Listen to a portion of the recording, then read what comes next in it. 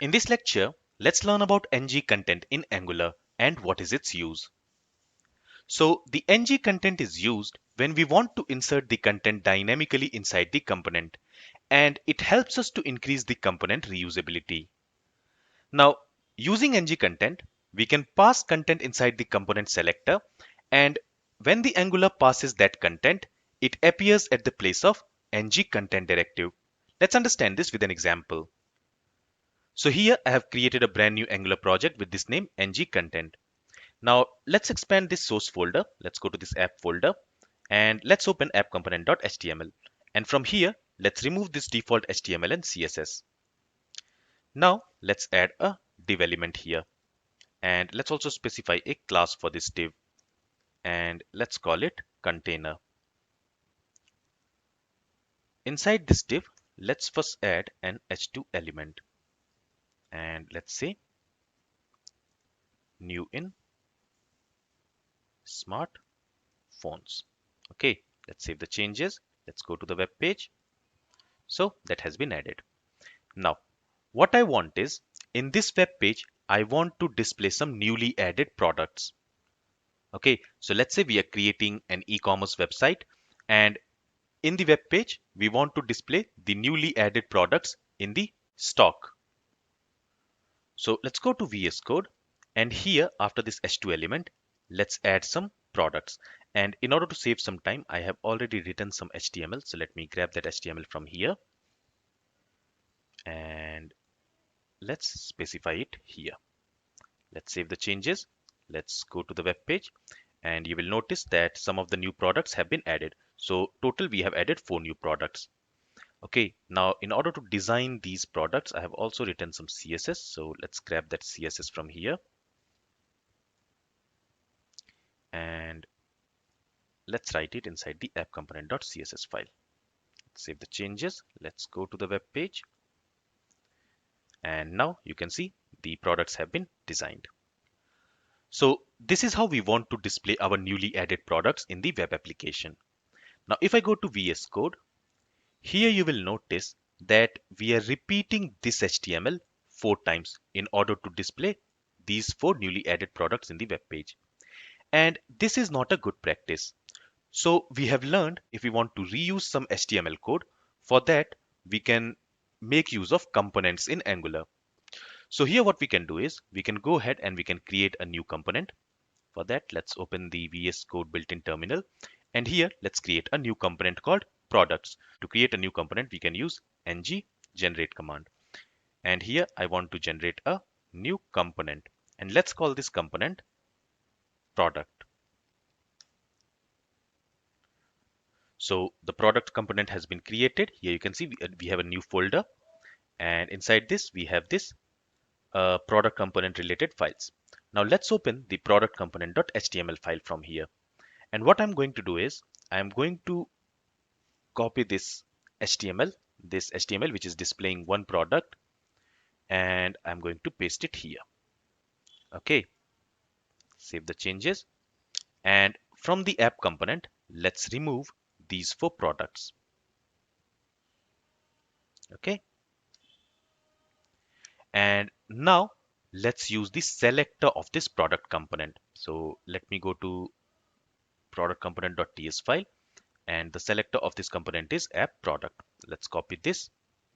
Let's go to app component.html, and here let's use these selectors. So we want to display 4 products, so I'm going to use this selector 4 times. If I save the changes, if I go to the web page, so you will notice that 4 products have been added, but each of these products are displaying the same content. Earlier we had new in iPhone, new in Samsung, new in OnePlus, and new in MI. But now it is displaying only new in iPhone. That's because here you can see in this HTML we are simply displaying new in iPhone. And that's why we have the same content in the web page. Right. Now let's also do one thing. Let's get the CSS here from this app component.css file. Let's cut it from here And let's also paste it inside the product component.css, because now we have moved that HTML to product component, right? So now it should be designed properly. Okay, let's copy this container class from here and let's use it inside app component.css.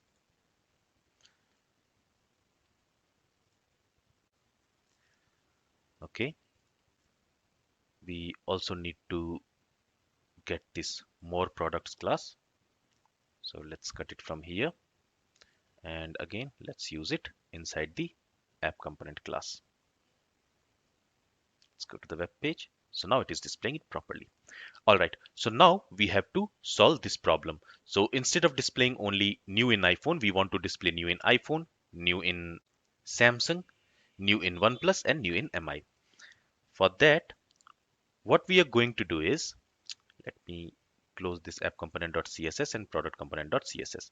So what I'm going to do is, I'm going to cut this h4 element from here, and inside each of these selectors, I'm going to paste that h4 element.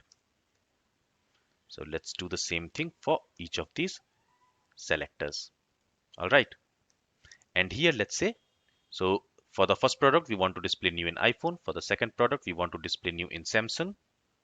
Then for the third product, we want to display new in OnePlus. And for the fourth product, let's say new in MI. Okay. With this, let's save the changes. And currently, it should not be working. So now you can see there is no header here. So in order to display this h4 element inside this div element, here we need to use ng content. Okay.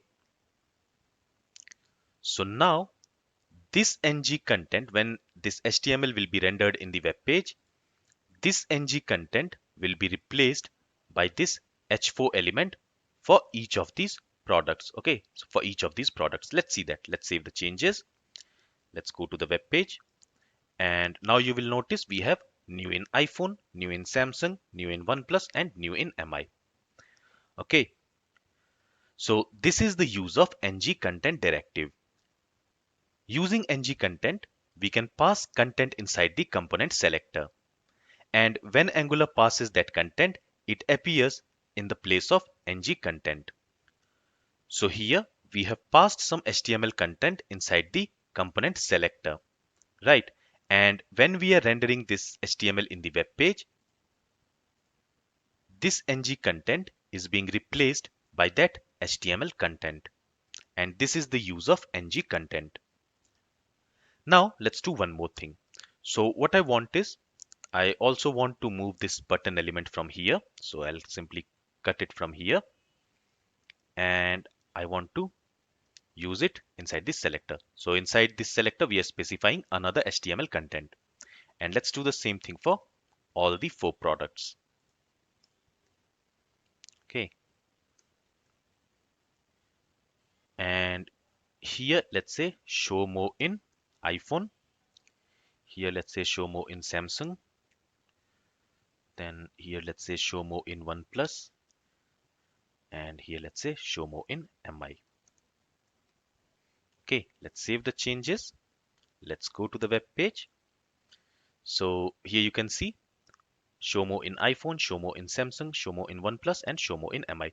So here what is happening is, this ng content is being replaced by this h4 and this button element.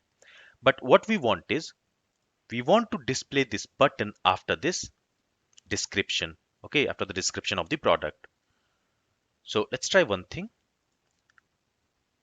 Here after this paragraph element, let's add another ng content. And let's see what happens.